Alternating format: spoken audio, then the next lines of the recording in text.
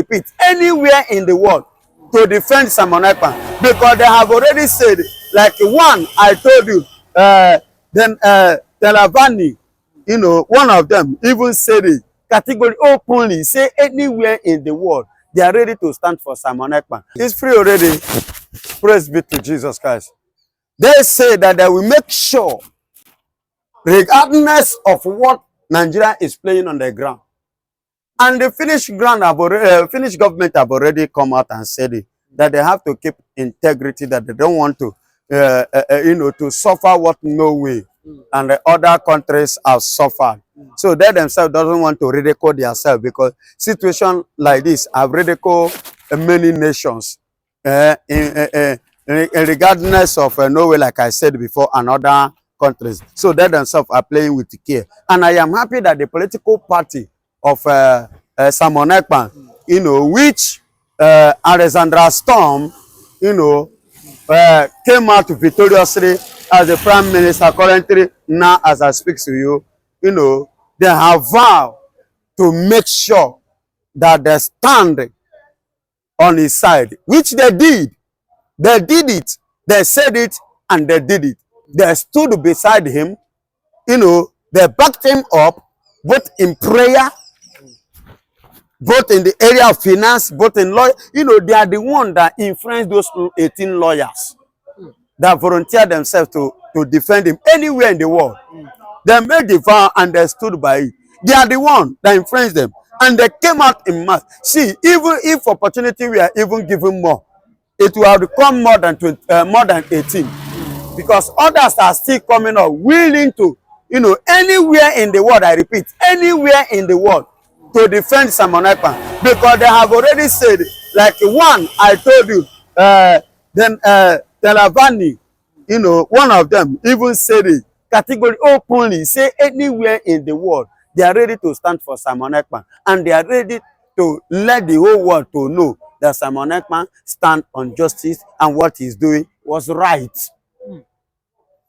As they made the vow, they stood by him, and today Simon Ekpa have conquered.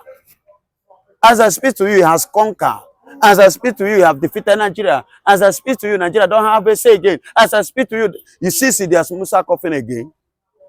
There, if you watch them, they say silent all over in the corridor of their carcass, because what they expected was not what they see. Their dream did not actually come to pass. Rather, it played against them. It downplayed them. And that is why I am happy in the angle the thing happened. As the party says so. As the party said it, they did it. And you and I can see today the dividends of that which they have said. Because, you know, it's not by saying, I believe in action. And that action is what I have seen. And I give God the glory. Who never disappoint their son. Who never disappoint their fellow. Who never disappoint their humble servant. Because Simon Ekpa humbly served that country, humbly served the political party. So he humbly served them, and they themselves have played their own part in return. That is how it's supposed to be. Especially when you know that this person is standing on the right. He's standing on the right. So you stand too to defend him. And that is what the party has done. In fact, I even watched Alexandra Storm, even boldly coming out now, saying, airing that with what has happened, which he himself has confirmed, that is giving Biafra bomber to bomber, bone to bone, flesh to flesh, gun to gun, is full support. Any length. So they categorically come out to say this. Yes. Well, I was shocked when I was watching him. What he said? I said I watched him say it. I said even myself was shocked. Him saying, are you sure it's not AI? My brother, one thing is this: when I speak, I always tell you, go and verify. Cool down, do your findings. When I told you people that Simon Ekpa was never in the prison, what happened? Or in the worst jail as Nigerian carried it. Did you agree with me? At the end of the day, didn't you see the truth? I say, I give you the right to go and do your findings and come out and congratulate me. Or if you want us to bet, let's bet. But you know, as a minister of God, I don't do that. You understand? But my betting here is that go and do your findings. That's my betting. So it is something that, oh my God, oh my God, oh my God. Do you see that we are concurring to the to where we are going to? The nations now are concurring with us. People now that matters are concurring with us. And many people are saying, one say, do you think Nigeria will free Biafra? I say Biafra is not in the hand of Nigeria. Biafra is in the hand of God and in the hand of the people that matters. And when the people that matters and God rises, who is Nigeria to stop Biafra?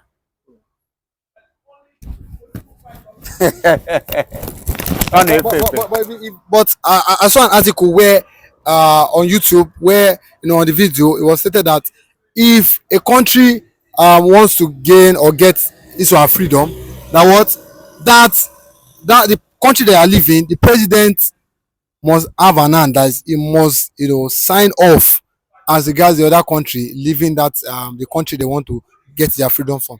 So do you not think Tinubu, even though when he said they are no longer with or want to leave Nigeria, do you not think Tinubu will have a say in this? Listen to me. If country are the ones that actually give independence, Let's say aside UN, the country of that hold on now. That is why what can you say outside UN? Why are you saying outside the UN? That is why we have UN. It's one of the process. I'm telling you, it's one of the process. No country, excuse me, both the ones that have divided, Korea never want to divide, even the president, as at that time. Even Southern Sudan and Northern Sudan never want to Southern Sudan to go. No country will like to divide, and that is why we have UN. So you cannot take away UN away from this matter like this. You understand? You must involve them. Because the country president may not want. So what makes UN involved here is why there are UN. They have to intervene. If the people that are fighting for their freedom have meet up the requirement, so there's a UN requirement and UN standard, which that country is under. You understand? So definitely they have the right to agitate for their freedom, and which Biafra have paid the price in time of life, losing life, going to jail, in time of suffering many losses, suffering many things. So we have meet up. We have meet up the UN. We have meet up the EU. We have meet up Nigeria. We are meet up every criteria, both in Nigeria, EU, and the UN. Is it with the 50 million votes? Above 50. Even let me tell you, let's cancel that one.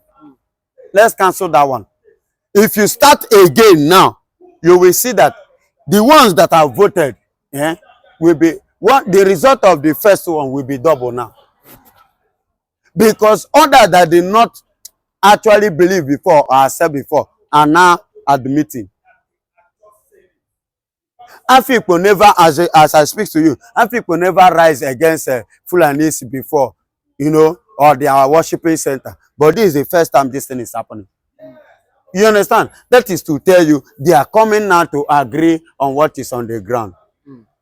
Biafra never believe. I say Biafra, Bonny State people never believe in all this Biafra of 18 or whatever. But today, as I speak to you now, with what has happened to them now, they have agreed. They have admitted, they have accepted. They are willing now to do anything to have Biafra. You understand? Everybody is getting tired, is getting fed up.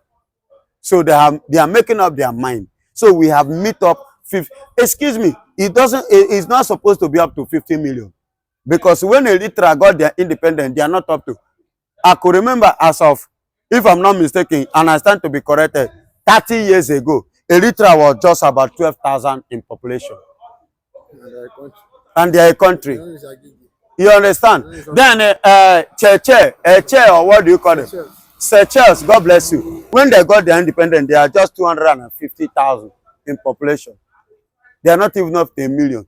So if those ones can, and Biafran is over millions. You understand? We up to 80. You understand? So what makes us not to be a nation? So we are up to becoming a nation. We are up to having our own self-determination, self-rule. So we have meeting up go to EU, UN, and anywhere in the world. We are good to go. We are good to go. Yes. Okay, but so we also heard that the Samanekpe's party there in Finland also, told the president that Ekpa should be let off the hook, let him come back to social media, and exert his freedom, his social media rights and what have you. But we see that the government of the Finland are still adamant as regards him, still restricting him as regards using social media. But do you not think this will cause conflict between themselves? No. The party is saying that they are demanding for that, and which is good, and that is the young man's right. But the thing is this: the government, have free Simon Ekpa on everything, but they still have a little restriction because even Simon Ekpa have started tweeting in his new handle now. I read one yesterday. He has started tweeting, but there is something I want you to understand, that this little restriction is part of what I have said before, that Finland want prove a point. They don't want anything that will downplay them regards to EU and UN, and not even NATO. So they want to prove a point to all over the world that there are people of dignity and principles and integrity. Because if they didn't do that, it will fall back on them. The mistake of Norway, the mistake that Norway made, that affected them. You understand? The mistake that Oslo make, that affected them. So all those kind of mistakes, they themselves doesn't want to repeat the same thing. So they learn from the mistake of other people. Sure, you get it now. So that's why you see some little restriction again that still remain regardless of that terrorist issues. You understand? So, and that's justice, which that one is a minor thing. It's no longer a case. It's a free man. It's a free man. And we are waiting for in the next 3 months, the final and there is every tendency, Biafra being officially declared or being announced in the next 3 months in ICC, because once that takes place and Nigeria completely conquered in the courts, over there, you will hear another sound of music, and starting from that moment, the flag and everything about Biafra will showcase to the world, and the name of Jesus will be highly exalted finally on that day. Thank you. And Tinubu appoint the new NNPC CEO and COO. And the Fulani man is not happy because the man is from Kogi State and he bears Yoruba name. Okay, the man is from Kwara. Okay, he's bearing Yoruba name. And now North has actually turned their back on Kwara. They have been claiming that Kwara is part of North. I want to tell you that Fulani is always bent on fighting Yoruba man. Yoruba man is not being apprehensive that this Fulani man is not our friend though. This Fulani man is our enemy. So look at it. Kwara they lay claim on is part of the North. Now somebody has been given position in that state. Instead of them jubilating, this man is from North. They are now saying his name is Yoruba, that his name should have been Garuba Ibrahim or Alhaji Muhammad. That's why they are not happy. Let me tell you, they have come. They actually dreamt they conquered, not knowing that it was an empty dream. Fulanis are just nursing empty dream, a dream that can never ever be realized or actualized. It can never come into reality because Igbo man is resilient on his religion. Yoruba man is bent, strongly bent on their traditional religion. They can never leave their traditional religion and embrace Islam, embrace Sharia. I don't know what to understand. And the Hijba, Sharia law. No, Igbo man is resilient. He embraced his Abrahamic religion, which is Judaism, before inception of introduction of our Lord Jesus Christ into our region. We are bent, we are strongly holding tight on Judaism, the religion of Abraham. So that is one thing that Fulani doesn't know. Fulani thinks that we are Burkina Fasos, we are the Chadians, we are the Malians. When they just getting to Mali, they just shout, hey, Malians wrong, accepted Islam, and constructed the oldest mosque in West Africa at Timbuktu. We are not Timbuktu people. We are the Igbos. We exuded from Middle East, from the Jews. Yes, before BC, before Jesus Christ.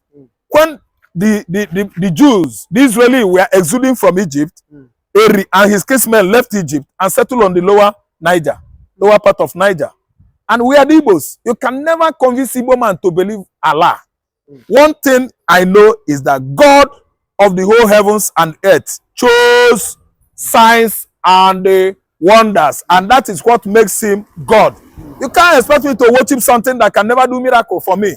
It can never show me signs and wonders. It cannot even answer my prayers. So that's why we are serious, praising, praying, worshiping, and bowing before the God of Jacob, the God of Israel, the God of the whole universe. So what I'm trying to say is that that kind of incursion by the Fulanis is, as a result of what their forefathers, Ottoman Danfodio, sold to them.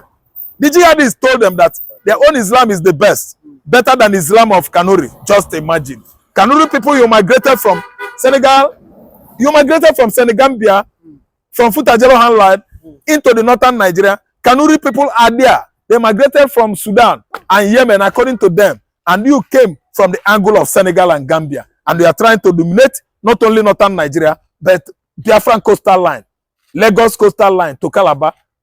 Fulani want to take it and force Calabar man to become Muslim. You see that kind of war? It has not gotten to the politicians until it is too late for them. Because they will first of all demise. They smite all those southern politicians who are thinking that Fulani likes them because they are sharing our money. It will catch them. It will take them by force. Before they know it, they are all gone down before the Fulani sword. Ojulari, a Northerner. How would Northerners be kicking against the appointment of another Northerner? Look at NNPC. NNPC deals with oil. Northerners have been in charge of NNPC for a very long time. Look at the appointment, midstream and downstream. Northerners everywhere. Exclusive report. Mr. Bayo Ojulari, a Northerner. Mr. Bayo Ojulari, a Northerner from Kwara State, will be appointed as the Group Chief Executive Officer of NNPC, while Mr. Roland Eubare from Edo State will be the Chief Operating Officer of NNPC. The Northerners are kicking against the appointment of Mr. Bayo Ojulari, a Northerner. How would Northerners be kicking against the appointment of another Northerner? Look at NNPC. NNPC deals with oil. Northerners have been in charge of NNPC for a very long time. Look at the appointment, midstream and downstream. Northerners everywhere. Do we have oil in the north? No. Why is it that we have Northerners everywhere? Politics. Tinubu has come.